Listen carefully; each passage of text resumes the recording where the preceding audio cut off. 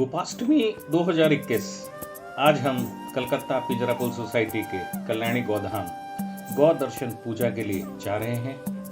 Sealdah station से 11:22 सुबह की कल्याणी सीमांत लोकल ले 1 घंटे 15 मिनट ट्रेन खिड़की से बाहर के खूबसूरत नज़ारों को देखते हुए पहुंच गए कल्याणी स्टेशन। वहां से टोटो से 3.5 किलोमीटर की दूरी तय कर पहुंच गए गौशाला की भूमि पर। वहां से बाजरे, मकई, जौ के खेतों से गुजरते हरी भरी धरती माता को निहारते पहुंच गए गौ माता के बीच कलकत्ता पिंजरापुल सोसाइटी की कल्याणी शाखा।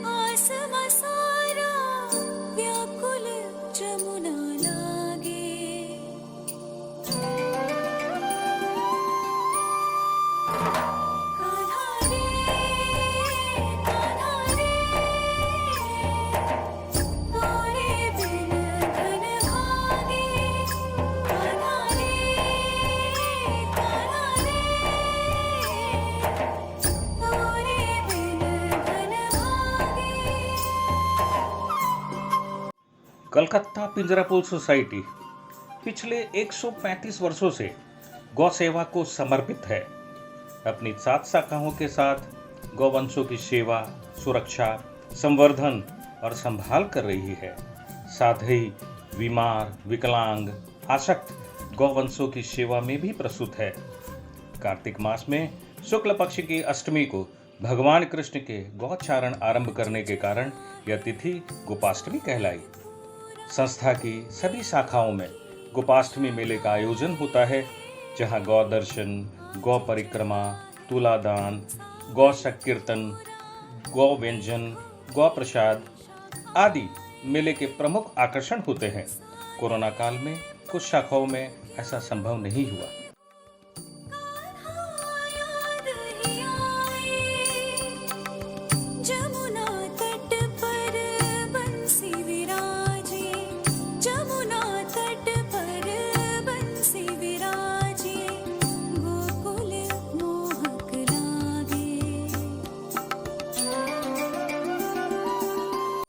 एक सुंदर सा मंदिर हमने देखा, जहां राधा कृष्ण का प्रधान विग्रह और साथ ही दुर्गा माता और हनुमान जी का भी मंदिर था। वो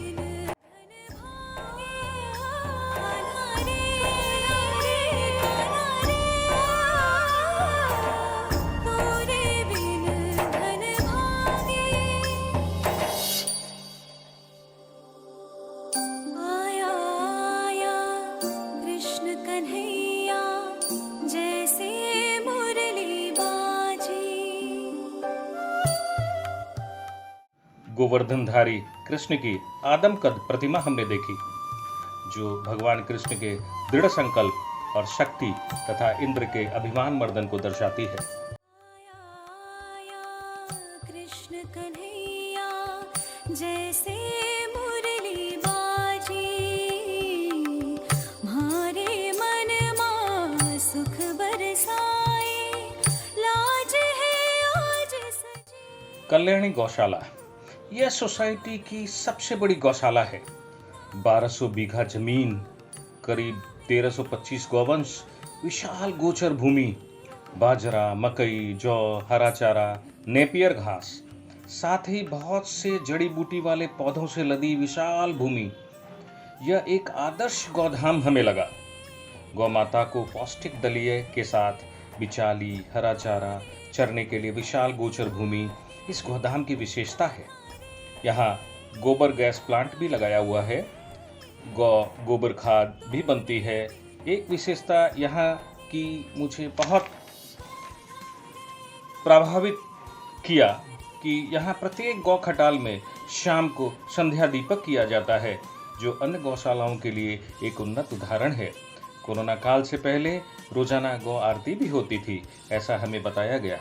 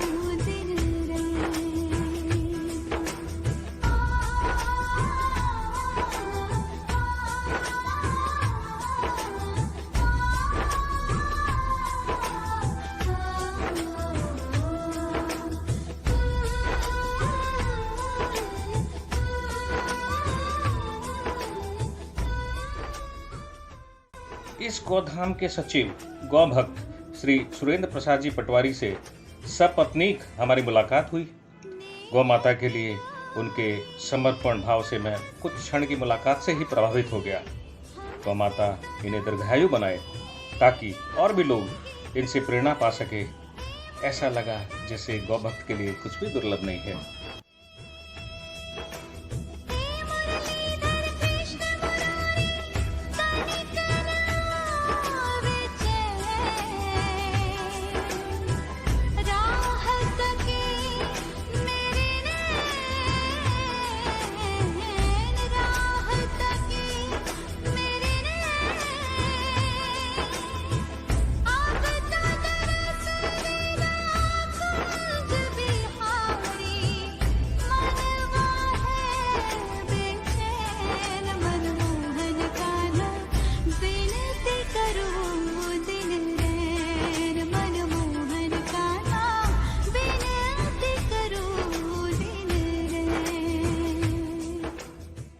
हिंदू धर्म में गाय को माता कहा गया है। भगवान कृष्ण गायों की सेवा अपने हाथों से करते थे, इसलिए इनका एक नाम गोपाल भी है और इनका निवास गोलोक बताया गया है। इतना ही नहीं, गाय को कामधेनु के रूप में सभी इच्छाओं को पूरा करने वाला भी बताया गया है। जो पाली तभी बने कान्हा जी गोपाल, दूध दही से वे करे सबको माला माल। गायों की सेवा करो और बचाओ जान, कान्हा जी आगे आएंगे सुख की छतरी तान।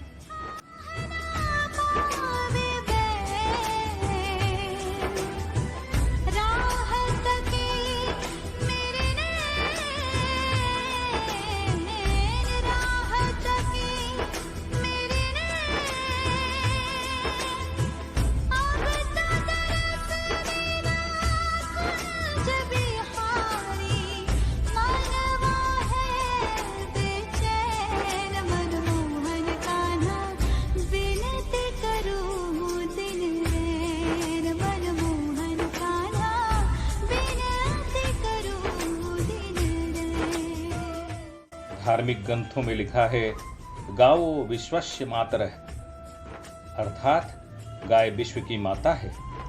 धार्मिक आस्था है कि गौ पूजा से मनोवांछित फल की प्राप्ति होती है। गाय के अंगों में सभी देवताओं का वास होता है। दूध पिलाती गाय का दर्शन बेहद शुभ माना जाता है। हिंदू धर्म में जितने भी धार्मिक संस्कार होते हैं, जैसे नामकरण, विवाह संस्कार और यहाँ तक कि अंतिम संस्कार में भी गाय के मूत्र और गोबर का प्रयोग किया जाता है। श्राद्ध कर्म में गाय के दूध की खीर का प्रयोग पितरों को तृप्त करने के लिए किया जाता है। वैतरणी पार करने के लिए गोदान की प्रथा आज भी हमारे समाज में मौजूद है। जैसे माँ जीवन देती है, उसी प्रकार गौ माता पूरे समाज का पोषण करती है और पोषण करने की सामर्थ्य रखती है। गौ माता का ज्योतिषी महत्व भी है। आइए थोड़ा इसकी भी चर्चा कर लेते हैं। नवग्रहों की शांति के लिए और उनके दुष्प्रभावों को रोकने के लिए गोदान का बड़ा महत्व है। बुध ग्रह की अशुभता गायों को हरा चारा खिलाने से दूर हो जाती है। शनि की दशा, अंतरदशा और साढ़े साती काली गाय के दान से ही दूर हो जाती है।